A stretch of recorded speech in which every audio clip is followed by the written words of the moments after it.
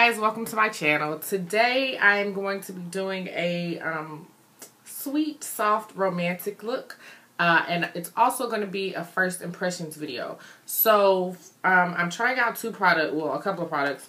I went to Macy's and I picked up a couple of Urban Decay products. So we're going to try, finally I got on the bandwagon, and we're going to try the Naked 3 palette. I've heard kind of mixed reviews about it, so I'm going to see how I feel about it. And I have not used it at all. Today will be my first time. I swatched a couple of colors when I got it, but I haven't even picked it up. I've had it for about 2 weeks. I haven't even picked it up. Also, I got some skin products from the Naked skin line. I got the Beauty Balm, which is supposed to hydrate, prime, protect, perfect, and treat your skin to improve elasticity and provide measurable anti-aging benefits. And it also says, ditch your daytime anti-aging treatment entirely. Leave your moisturizer behind. If you really want to go low-key, skip your foundation too. This is one beauty balm with insane benefits. So we're going to try this. It says optical blurring and oil-free. So I'm going to try this today. We're just cooking out outside, so I don't really need a lot of makeup on, so I thought it'd be a perfect day to try this. Also, I have the Ultra Definition Loose Finishing Powder, which it says that this loose formula provides all the benefits of our pressed powder, including the luminous demi-matte naked finish you crave. Set makeup, cut shine, and blur flaws. Optical blurring pigments minimize imperfections, creating a stunning soft focus effect that looks professionally retouched. My one fear about this is I think I may have gotten it in a shade that's too dark. This actually doesn't come in a lot of colors. I only picked it up because I'm trying to replace my MAC mineralized skin finishes, and I was looking for a loose powder that I could use instead of that. So I'm a little bit worried about the color, but it felt really soft on my hands when I tried it. It felt really lightweight. So I'm going to try this with the Beauty Balm today. I'm going to put this on and then kind of set it with this. I'm actually not going to talk through the video. It'll be a voiceover. So if I get to this and I don't really like the look of it, I am going to probably add a little foundation on top of it. So, I mean, we'll just see. Like I said, this is the first impression. I have no idea what this is like. So, I'll be back at the end of the video to kind of give you a thumbs up or a thumbs down on these 3 products. So, enjoy. Don't forget, as you're watching, if you like it, hit the like button, comment. I know it's people watching my videos. I would love to know who you are. I want to talk to you, get to know you guys. So leave a comment, and also don't forget to subscribe so that you can see more videos. They'll be rolling out much more swiftly here. So like I said, guys, enjoy the video. And I already primed my eyelids off camera with Urban Decay Primer Potion, and now I'm using MAC's Arena and Shroom to highlight under my brow. I use the Arena all the way across the brow, and then I put the Shroom right underneath the brow bone.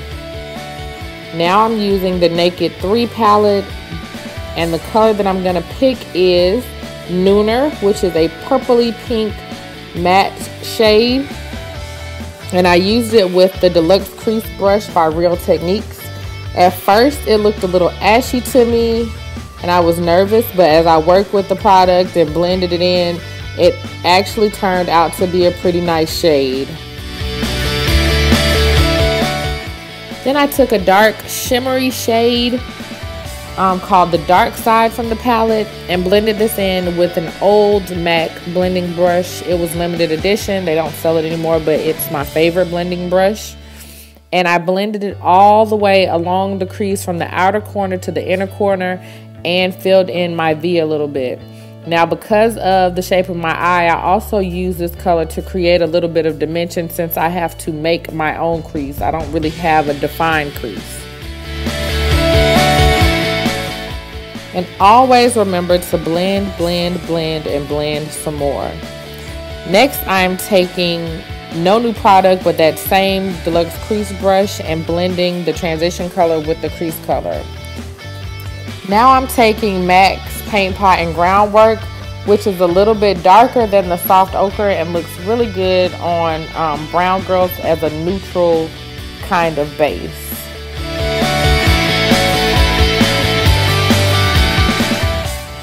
Once I've laid this down, I'm going to go back in and blend it with my crease brush with no new product on it.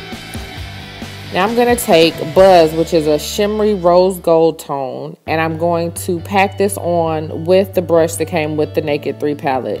And as usual, this brush does not disappoint.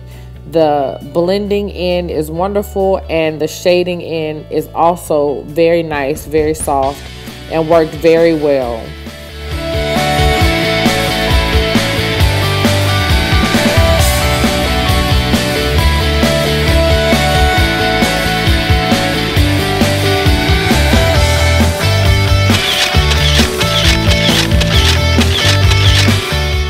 Now off camera, I'm going to add House of Lashes Siren Lashes and the Maybelline Eye Studio Gel Eyeliner.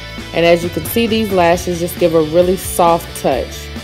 Now finally, for the first impressions, I'm using the Naked Skin Beauty Balm for the first time. As you can see, it has a creamy consistency. And I'm going to use it with a dual fiber brush from Real Techniques. And this one is called the Stippling Brush. Now, from the moment it touched my skin, it was very, very soft, not oily, and it didn't have the silicone feel that a lot of primers had, but it was a little bit more soft than a typical BB cream. And I'm just trying to put it on half of my face so that you all can see the difference of how my skin looks with and without the product. Now immediately when I put it on, starting on my cheeks, I could tell that it was blurring out some of my blemishes and making them look not as prevalent, making them kind of go away, if I could say that. I am a fan of this. This was definitely a good buy. I bought the travel size so as not to spend a lot of money on the entire product unless I knew I liked it, but I have no complaints about this product. Now the Naked Skin Ultra Definition Loose Finishing Powder, on the other hand, I don't know. I wasn't a complete fan when I started to use it. I really didn't like the way that it felt on my skin. Also, the dark shade was the right tone for me, but the undertone was a little too cool for my skin. So I wasn't really feeling it. But it did work well, and the coverage, while it's not full coverage, but the coverage was pretty nice. It's only supposed to be a finishing powder, which means it's only supposed to go on top and set whatever makeup you have on underneath. So for that, it did its job. But I just wasn't all that impressed with the product. Not because it was awful, just because it wasn't as good as my MAC Mineralized Skin Finish. I will say though that at the end of the day, my face wasn't oily. So at the end of the day, I was a little bit impressed, and I will probably use it again. Off camera, I added a contour color, and I used MAC Skin Finish in NW50 and MAC Pinch Me Blush. And now I'm just adding some lip products, and I used the MAC See-Through lip gloss, which is my favorite MAC lip gloss of all times. I probably bought it 20 times. On top of that, I'm adding the MAC Going Casual lip gloss, which is limited edition, but it was a really soft pinky lavender lip gloss, and this is another one of my faves that I wear all the time.